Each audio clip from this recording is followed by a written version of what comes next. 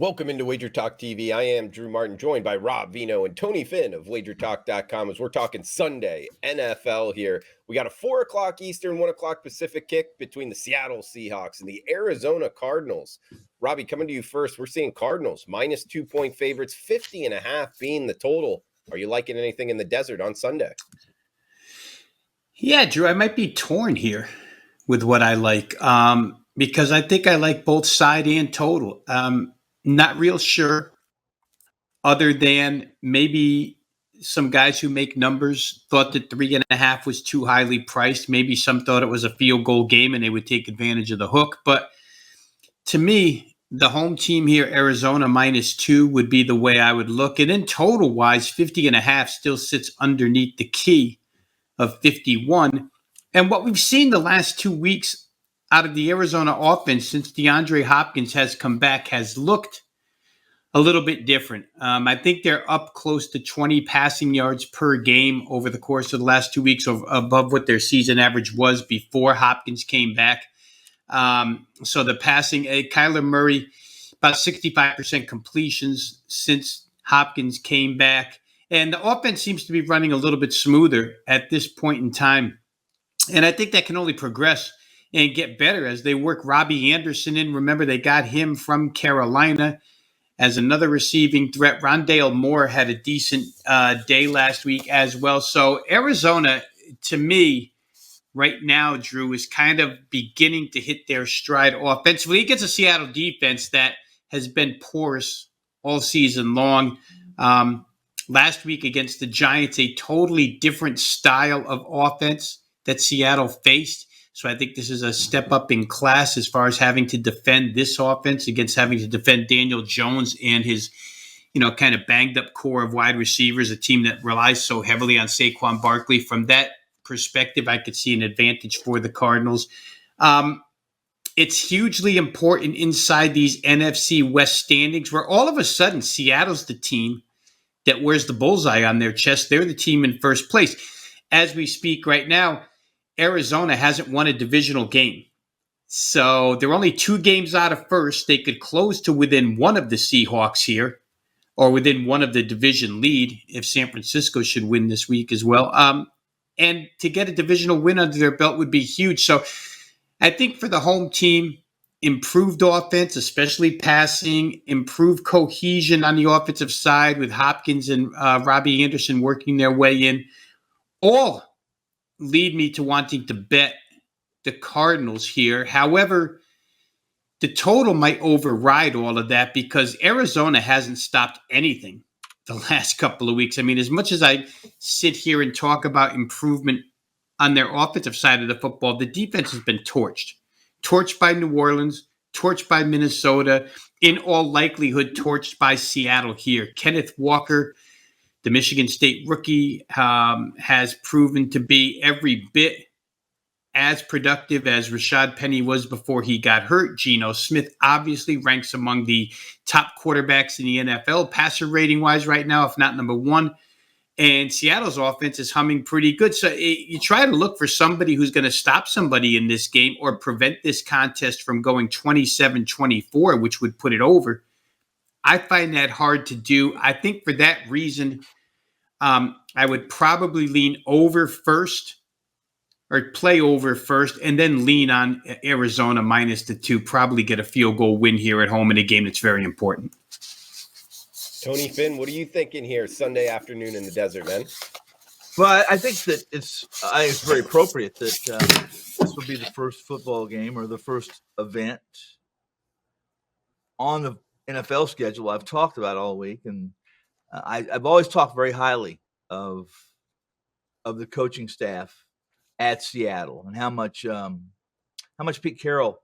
I reference him always back to one of the reasons the Pac-12 isn't who they should be because of some of their ability to recruit to USC, that campus, those facilities, UCLA, et cetera, that there is no Pete Carroll anymore in the Pac-12. There's him being what USC being what Alabama is now.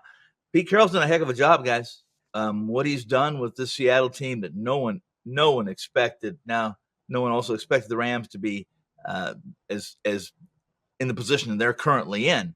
But tell me, in July that Seattle is going to lead this division first day of November. I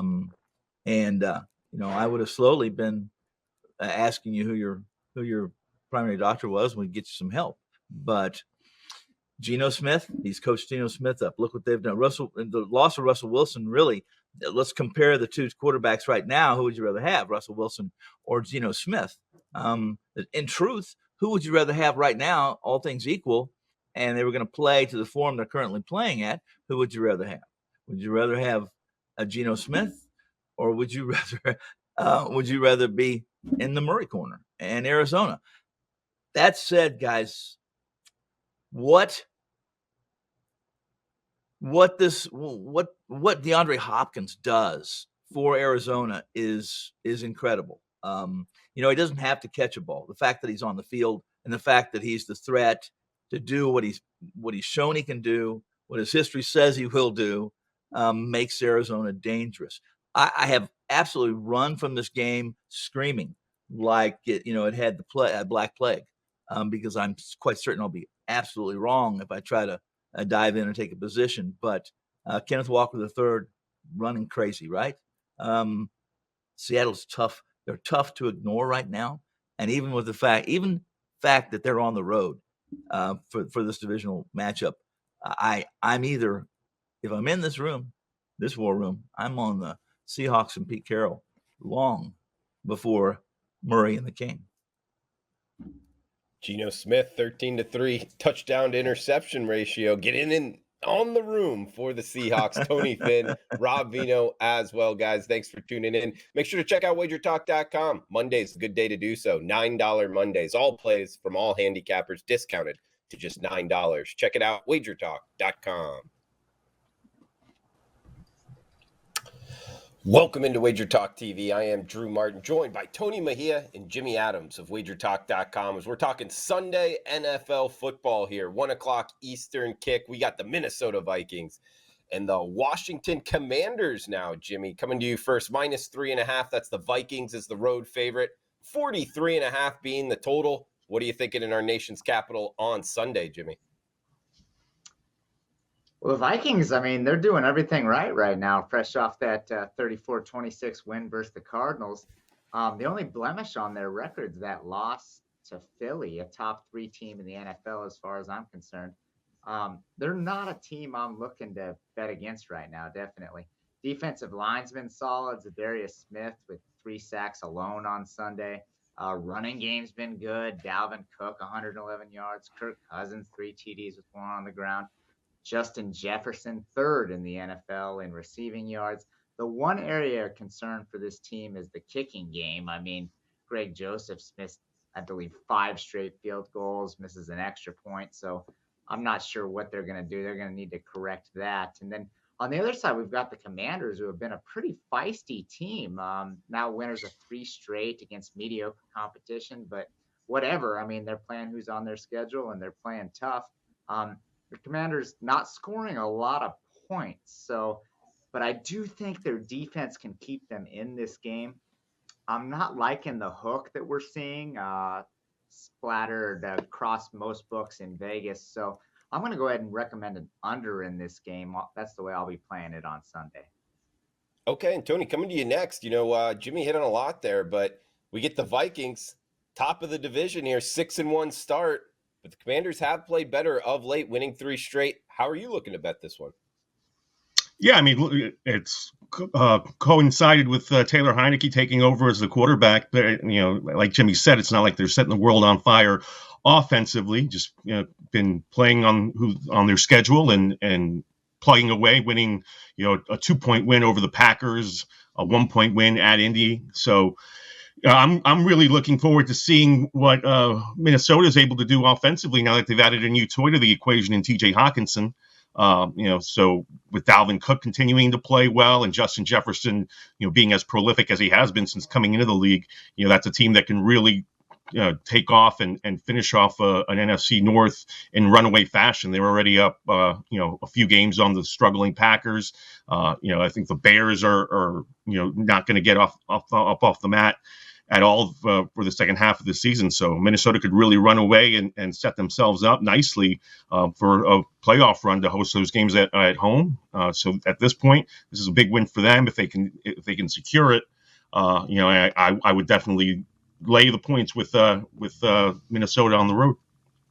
All right, look towards the Vikings, guys. Enjoy the Sunday action. Also, make sure to check out WagerTalk.com. Monday's a good day to do so. It's $9 Mondays. All plays, all handicappers discounted to just $9. Check it out, WagerTalk.com.